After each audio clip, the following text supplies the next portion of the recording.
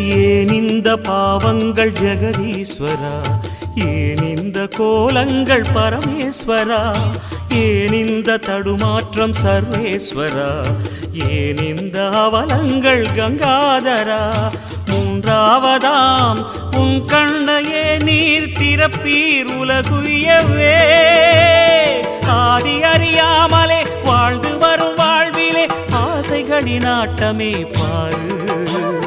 வாழ்க்கையில் சாவியும் ஆழியில் வீழ்ந்ததே, வழி என்பதென்ன இனி கூறு. கைலையில் தாண்டவம் ஆடியது போதுமே, பூமியில் நீ வந்து ஆடு. பூமியில்